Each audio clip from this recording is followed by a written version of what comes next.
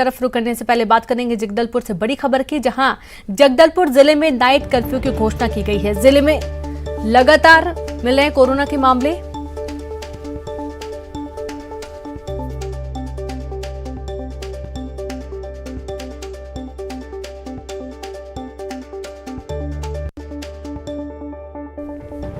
तो जिले में आज रात से नाइट कर्फ्यू, रात 9 बजे से सुबह 6 बजे तक नाइट कर्फ्यू। शहरी और ग्रामीण क्षेत्रों में बने 14 कंटेनमेंट जोन। तो लगातार जिले में कोरोना के नए मामले सामने और इसके चलते यहां पर नाइट कर्फ्यू की शुरुआत की जा रही है। रात 9 से सुबह 6 बजे तक नाइट कर्फ्यू रहेगा। जगदलपुर से आपको बड़ी खबर दे रहे हैं। जिले में लगातार मिल रहे कोरोना के मरीज और इस वजह से यहां पर शहरी और ग्रामीण क्षेत्रों में नाइट कर्फ्यू लगने जा रहा है और आज से नाइट कर्फ्यू की शुरुआत हो जाएगी।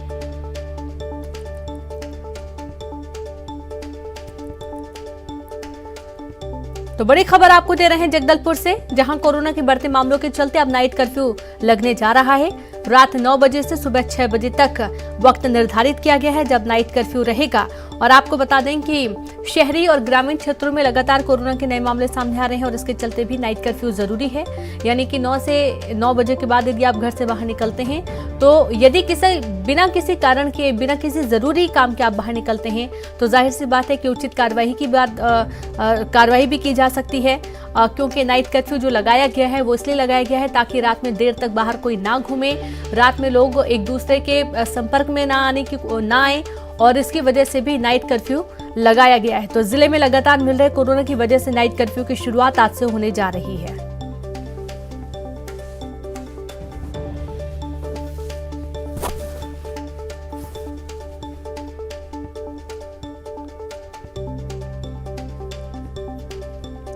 तो रात 9 से सुबह 6 बजे तक नाइट कर्फ्यू रहेगा। 14 कंटेनमेंट जोन बनाए गए हैं ग्रामीण और शहरी क्षेत्रों में, और साथ ही कंटेनमेंट जोन जो बनाए गए हैं वहां पर कोविड के जो ज्यादा केसेस जिन जगहों पर मिल रहे हैं उन जगहों को कंटेनमेंट जोन घोषित किया गया है। और साथ ही तमाम व्यवस्थाएं भी की जा रही हैं जो स्वास्थ्य संबंधी सेवाएं हैं, ताकि यदि मामले बढ़ते हैं तो उचित इलाज समय पर जो मरीज हैं उनको मिल सके।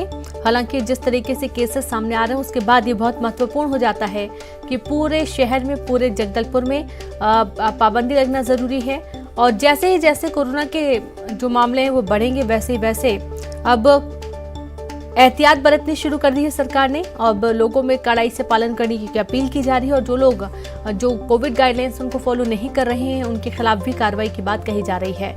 ज्यादा जानकारी के साथ संवाददाता विनोद कुशवाहा जुड़ गए। विनोद, अब नाइट कर्फ्यू की शुरुआत हो रही है जगदलपुर में? बिल्कुल रीनू, और ये निर्णय इसलिए लिया है जिला कलेक्टर रजत बंसल ने क्योंकि लगातार कोरोना के मामले जो हैं वो जगदलपुर में बढ़ रहे हैं। पहले उतनी रफ्तार नहीं थी, लेकिन अब देखा जा रहा है कि अब तक जिले में 104 के आसपास एक्टिव केस हैं, और कल भी जगदलपुर में बड़ी संख्या में संक्रमित लोग मिले थे। और ग्रामीण और शहरी क्षेत्रों की अगर बात कर लें तो करीब 14 कंटेनमेंट जोन बनाए गए हैं। इसी से समझ में आ रहा है कि बस्तर में संक्रमण जो है काफी ज्यादा फैल रहा है, और उस पर रोक लगाने के लिए निर्णय लिया गया है कि रात 9 बजे से सुबह 6 बजे तक कर्फ्यू होगा पूरे शहर में और इसके अलावा ग्रामीण इलाकों में। और इसमें केवल जो जरूरी सुविधाएं हैं, स्वास्थ्य से जुड़ी हुई पेट्रोल पंप, दवाई, इनको छूट दी गई है। बाकी जो है कड़ाई से इनका पालन करने के लिए जो है निर्देश जारी कर दिए कलेक्टर ने। और सबसे खास चीज ये क्योंकि उड़ीसा, महाराष्ट्र और तेलंगाना, इन जगहों की सीमाएं जो है वो बस्तर से लगती हैं, और कहीं ना कहीं इन सीमाओं में लोग आ रहे हैं, उनका टेस्ट जो हो रहा है उसमें बहुत सारे लोग संक्रमित पाए जा रहे हैं।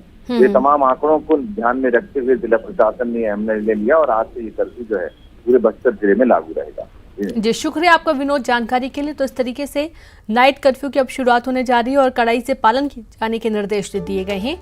आज से इसकी शुरुआत हो जाएगी। वही खबर दुर्ग से है, जहां पर मेयर इन काउंसिल का गठन हुआ। भिलाई चरौदा नगर निगम में एमआईसी का गठन। मेयर निर्मल कोसरे ने एमआईसी सदस्यों का किया ऐलान। एमआईसी में कुल 8 सदस्य चुने गए। एमआईसी में 4 नए चेहरों को स्थान मिला है। 4 पुराने पार्षदों पर भी भरोसा जताया गया है। तो बड़ी खबर आपको दे रहे हैं, जहां पर एमआईसी का गठन हुआ है। एमआईसी में 4 नए चेहरों को मौका मिला है, और साथ ही कुछ 4 पुराने पार्षदों पर भी भरोसा एमआईसी के गठन में जताया गया है। मेयर इन काउंसिल का जो गठन हुआ है, दुर्ग से आपको बड़ी खबर दे रहे हैं।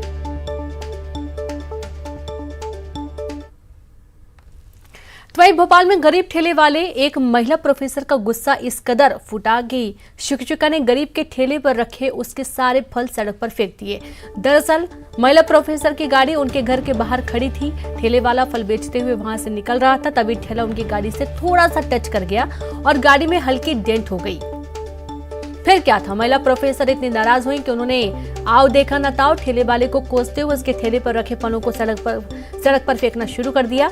ठेले वाला गिड़गिड़ाता रहा, लेकिन नाराज महिला का दिल गरीब पर नहीं पसीजा। ठेले वाले ने यहाँ तक कहा कि वो गाड़ी की डेंट ठीक कराने में जो भी खर्च आएगा वो देगा। बावजूद इसके महिला ने उसकी एक ना सुनी और उसके सारे फल फेंक दिए। देखिए, जो वीडियो सामने आया है वो वाकई में बहुत हैरान करने वाला है। अब यहाँ पर महिला जिस तरीके से बदसलूकी कर रही है ठेले वाले के साथ, उसको बिल्कुल नहीं लगा कि जब वो खर्च उठाने की बात कर रहा है तो कैसे उसका नुकसान कर रही है। ज्यादा जानकारी के साथ संवाददाता जितेंद्र जुड़ गए हैं। और जितेंद्र, ये बहुत आश्चर्य की बात है कि जब गरीब ठेले वाला कह रहा है कि उसके डेंट का जितना भी खर्च होगा वो उसको वहन करेगा, उसके बावजूद महिला शांत नहीं हुई। देखिए रीनू, सबसे हैरत वाली बात यह है कि ये जो महिला आपको नजर आ रही हैं, ये काफी वेल एजुकेटेड हैं। ये प्रोफेसर हैं सेज यूनिवर्सिटी की। इनका नाम है चित्रलेखा तिवारी। जब ये बच्चों को पढ़ाती हैं कि गुस्से पे कैसे काबू रखें, मगर खुद के गुस्से को कंट्रोल नहीं कर पाई। एक मामूली सा उसकी जो उनकी कार खड़ी थी उससे हल्का सा टच होते हुए ठेले के फल टच हो गए। उस पर गुस्से में आकर इन्होंने पूरे उसके जो फल हैं, पपीते हैं, सड़क पर फेंक दिए। वो रोता रहा, चिल्लाता रहा, मगर इन महिला ने एक ना सुनी। ये बच्चों को टीचिंग करती हैं, प्रोफेसर हैं अपने पेशे से, मगर इन्होंने आपा खो दिया और सड़क पर तकरीबन आधे घंटे तक हंगामा करती रही। लोगों ने इनका वीडियो बनाया, इन्हें समझाने की कोशिश की, मगर इन्होंने एक ना सुनी। जी, ठेले वाले से कोई बात हुई है जितेंद्र? देखिए, ठेला वाला मजदूर है, गरीब है। वो कहता रहा कि मैडम मैं आपकी अगर कोई नुकसान हुआ तो उसकी भरपाई करूंगा, मुझसे आप पैसे ले लीजिए, मगर उन्होंने एक बात नहीं सुनी। अब उसने अपने जो जितना नुकसान हुआ उसके लिए उसने हालांकि शिकायत नहीं की है। वो शिकायत करता भी कहाँ, पर उसके बावजूद वो रोता हुआ वहां से चला गया। जी बिल्कुल, यहाँ पर जिस तरीके से महिला को गुस्सा हम देख पा रहे हैं जितेंद्र, वाकई में बहुत हैरान करने वाला है कि जब इतनी पढ़ी लिखी हैं, जब खुद प्रोफेसर हैं और यदि उनको नुकसान हुआ भी है तो नुकसान अब जानबूझकर तो कोई ऐसे ठोकर मारेगा नहीं। यदि धोखे से कोई गलती हो गई है और वो माफी मांग रहा है तो उसको थोड़ा सुनने की जरूरत है यहाँ पर।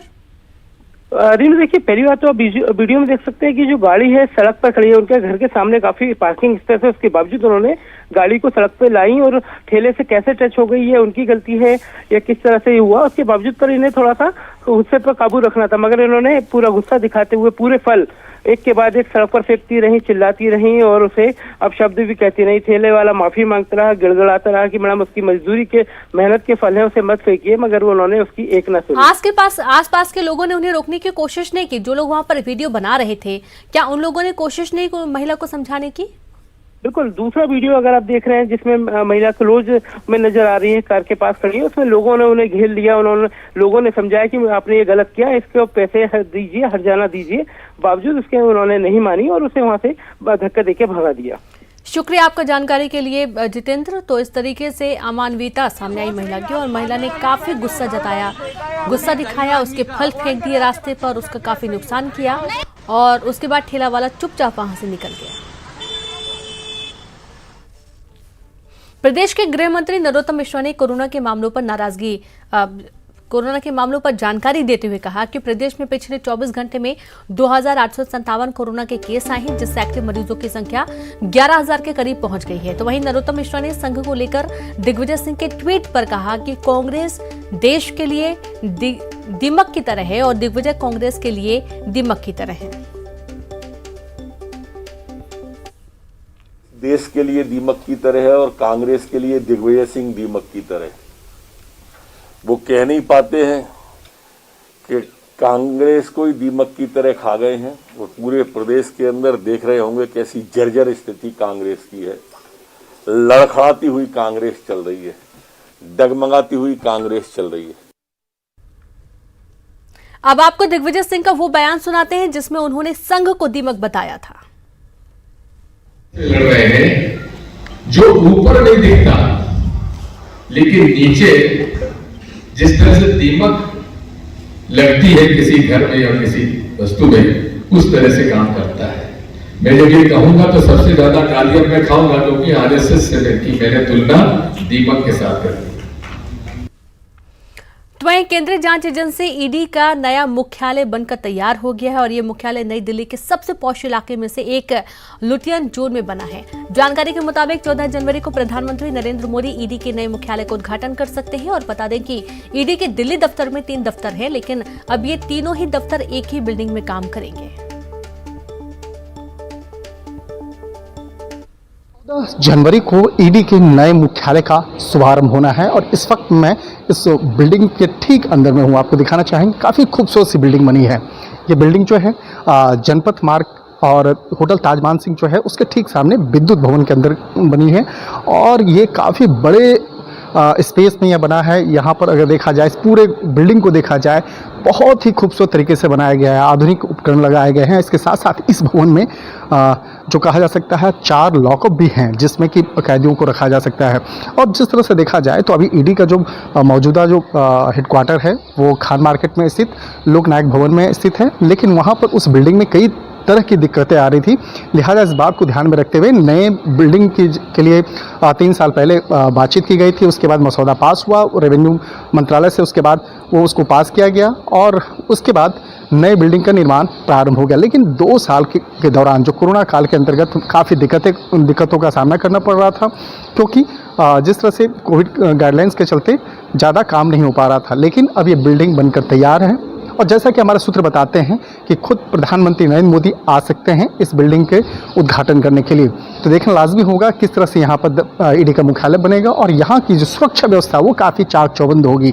यहाँ पर अगर कहा जाए कि देश की सबसे बड़ी जांच एजेंसी में ईडी को जो गिना जाता है, लिहाजा इस बात की गंभीरता को देखते हुए यहाँ की सुरक्षा व्यवस्था काफ़ी मजबूत होगी। इसके साथ साथ जो जांच एजेंसी जो है किस तरह से बेहतर तरीके से काम कर सके, इसके लिए तमाम तैयारियां जो हैं ईडी मुख्यालय में की जाती हैं। तो एक तरह से कहा जा सकता है कि ईडी मुख्यालय का ये जो स्पेस है काफ़ी महत्वपूर्ण होने वाला है। कार्तिक के साथ शंकर आनंद, न्यूज़ 18 दिल्ली।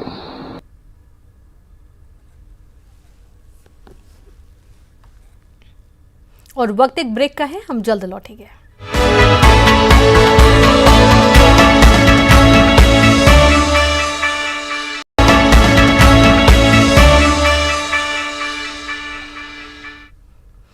और ब्रेक के बाद एक बार फिर से आप सभी का स्वागत है। बात करेंगे रायपुर से बड़ी खबर की, जहां समय सीमा में नियमित रूप से बनेंगे ration card. CM Bhupesh Baghel के निर्देश पर खाद्य विभाग का निर्देश, कलेक्टर राशन कार्ड के लंबित आवेदनों की करेंगे समीक्षा। राशन के लिए आवेदन की जांच 15 दिनों के भीतर करना होगा।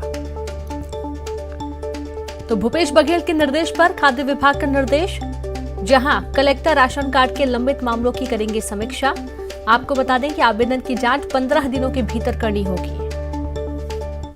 और ज्यादा जानकारी के साथ संवाददाता ममता जुड़ गई हैं। ममता, अब खाद्य विभाग ने जरूरी दिशा निर्देश जारी किए हैं राशन कार्ड को लेकर।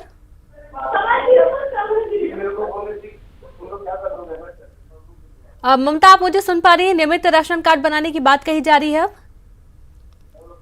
बिल्कुल, देखिए मुख्यमंत्री भूपेश बघेल ने निर्देश दिए हैं और सभी कलेक्टर्स को निर्देश दिए हैं कि सही समय पर जो है वो राशन कार्ड बनाया जाए और हर 15 दिन बाद जो है वो भौतिक सत्यापन जो कार्ड को लेकर किया जाए। और खासतौर पर अगर हम बात करें तो छत्तीसगढ़ खाद्य एवं पोषण सुरक्षा अधिनियम एवं छत्तीसगढ़ राशन कार्ड नियम का सभी जिलों में कड़ाई से पालन सुनिश्चित करने के लिए कहा है और नए राशन कार्ड बनाने की जो प्रक्रिया है वो लगातार जारी रखने के निर्देश दिए हैं। मुख्यमंत्री के निर्देश के परिपालन में खाद्य मंत्री ने आज सभी कलेक्टरों को ये आदेश जो है वो जारी किया है और कहा है, और इसके साथ ही ये भी कहा है कि मॉनिटरिंग जो है वो लगातार राशन कार्ड बनाने की जाए। जी, शुक्रिया आपका जानकारी के लिए ममता। तो इस तरीके से समय सीमा में नियमित रूप से बनेंगे ration card. CM Bhupesh Baghel के निर्देश पर खाद्य विभाग ने निर्देश जारी कर दिए हैं और कलेक्टर राशन कार्ड के लंबित मामलों की अब समीक्षा करेंगे। 15 दिनों के भीतर आवेदन की जांच करनी होगी और 15 दिन में राशन कार्ड के लिए आवेदन की जांच की जाएगी। खबर दुर्ग से बताएंगे, जहां पर भिलाई में बीईसी कंपनी के मजदूरों का प्रदर्शन। बारिश के बीच मजदूरों ने प्रदर्शन किया। वेतन नहीं मिलने से परेशान है मजदूर। कंपनी ने गेट पर नोटिस चस्पाकर तालाबंदी की।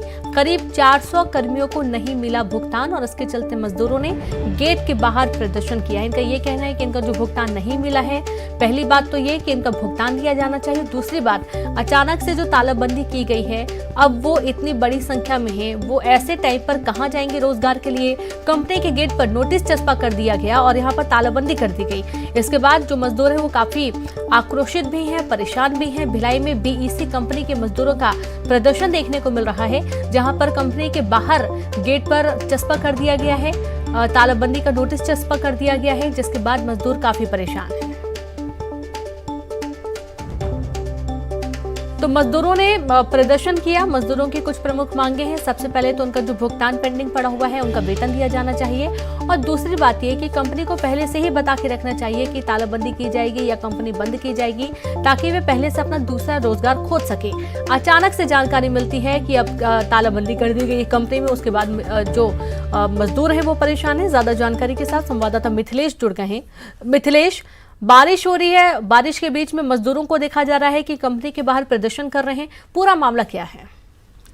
देखिए रीनू, बताना चाहूंगा कि भिलाई इंजीनियरिंग वर्क्स जो है वो भिलाई के हाथकोश क्षेत्र में है, जहां पर इंजीनियरिंग और फाउंड्री दो अलग अलग डिपार्टमेंट है। उसमें इंजीनियरिंग के जो डिपार्टमेंट में काम करने वाले करीब 400 मजदूरों को 2 महीने का वेतन नहीं मिला है। कई बार इन्होंने गुजारिश कर दी है कि उनको वेतन दिया जाए, लेकिन नहीं दिया जाए। उल्टा अब गेट में ये नोटिस चस्पा कर दिया गया है कि अब उनके पास में पैसे नहीं है, इसलिए कंपनी को ये बंद किया जा रहा है। इस वजह से श्रमिक नाराज हो गए हैं। आज इनकी मजबूरी ये है कि देखिए, बेमौसम जब बारिश हो रही है तो भीगते हुए ये अपना प्रदर्शन कर रहे हैं और ये अपने वेतन की मांग कर रहे हैं, क्योंकि श्रमिक जो है यहाँ लंबे समय से काम कर रहे थे, लेकिन वेतन नहीं मिलने से ये बेहद परेशान है। और आज इनकी मजबूरी ही है कि आज इतने बेमौसम जब बारिश हो रही है तब पानी गिरते में ये अपना प्रदर्शन करने को मजबूर है। जी, शुक्रिया आपका जानकारी के लिए मिथिलेश। तो इस तरीके से भिलाई में बीईसी कंपनी के जो मजदूर हैं वो लगातार प्रदर्शन कर रहे हैं, और यहाँ पर उनकी परेशानी इसलिए भी ज्यादा है क्योंकि पिछला भुगतान भी नहीं मिला और अब कंपनी ने तालाबंदी कर दी है। दिग्विजय सिंह ने कल आरएसएस की तुलना दीमक से की थी, और आज गृह मंत्री नरोत्तम मिश्रा ने दिग्विजय सिंह पर बड़ा हमला किया है। नरोत्तम मिश्रा ने कहा है कि कांग्रेस देश के लिए दीमक की तरह है और दिग्विजय सिंह कांग्रेस के लिए दीमक है।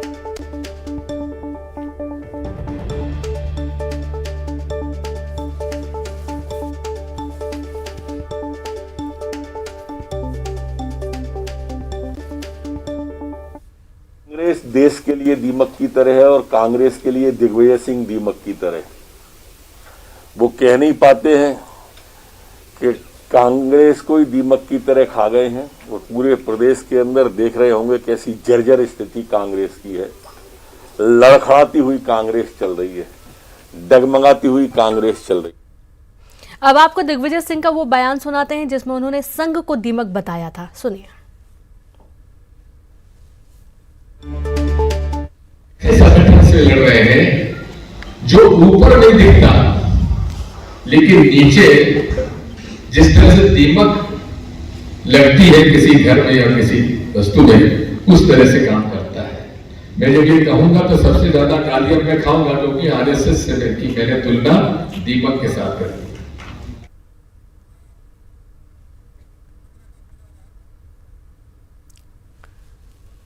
तो दिग्विजय सिंह ने आरएसएस को तुलना दीमक से की थी, तो वहीं गृह मंत्री को भी आपने सुना है। ज्यादा जानकारी के साथ संवाददाता मनोज राठौर जुड़ गए हैं। मनोज, अब दीमक पर सियासत देखी जा रही है। पहले दिग्विजय सिंह आरएसएस को दीमक बोलते हैं, फिर दूसरी तरफ गृह मंत्री निशाना साधते हैं।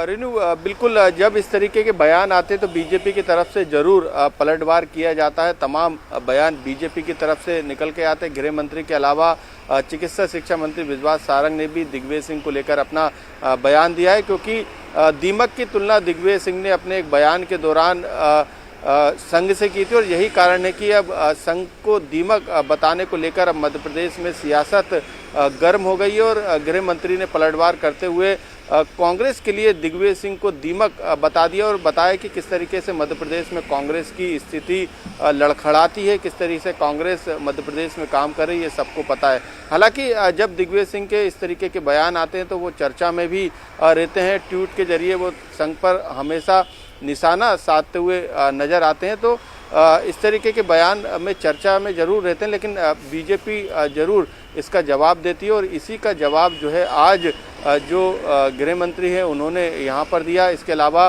चिकित्सा शिक्षा मंत्री ने भी कहा कि दिग्विजय सिंह की बातों का कोई असर या कोई भाव नहीं होता, वो सिर्फ चर्चा में रहने के लिए इस तरीके के बयान देते हैं, मीडिया में बने रहने के लिए वो इस तरीके का बयान देते हैं। उनका कोई वजूद जो है वो मध्य प्रदेश में नहीं है और यही कारण है कि उन्होंने अपनी सरकार को जो है किस तरीके से हाशिए पे लाए थे। और ये तमाम तरीके के उनके कार्यकाल के का भी जिक्र किया जाता है कि उन्होंने किस तरीके से मध्य प्रदेश को चौपट कर दिया। तो अब बीजेपी की तरफ से जो है वो लगातार दिग्विजय सिंह के इस बयान पर अब हमला जो है बोला जा रहा है।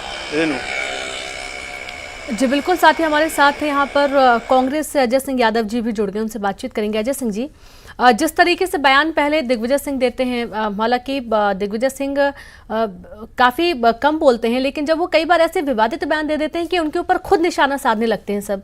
अब देखा जा रहा है कि उन्होंने आरएसएस की तुलना दीमक से की, अब उल्टा बीजेपी कह रही है कि वो खुद पार्टी के लिए दीमक है। देखिए रेणु जी, जिस तरह से भारतीय जनता पार्टी के नेताओं के प्रपंच है उसमें तथ्यों को नहीं बदला जा सकता। कांग्रेस पार्टी देश के आजादी के आंदोलन की पार्टी, राष्ट्रीय आंदोलन की पार्टी और राष्ट्रीय स्वयंसेवक संघ जिसका गठन 1925 में हुआ। आजादी के 22 साल पहले तक आरएसएस का गठन था, लेकिन आरएसएस का आजादी के आंदोलन में कोई योगदान नहीं है। आरएसएस ने संविधान का विरोध किया, राष्ट्रध्वज का 50 साल तक विरोध किया। आरएसएस की विचारधारा देश में बंटवारे की विचारधारा है, पूर्ण रूप से राजनीतिक संगठन है जो अपनी राजनीतिक महत्वाकांक्षा पूरी करने के लिए देश में बंटवारा और अलगाव की राजनीति करती है। तो ऐसा संगठन दीमक है।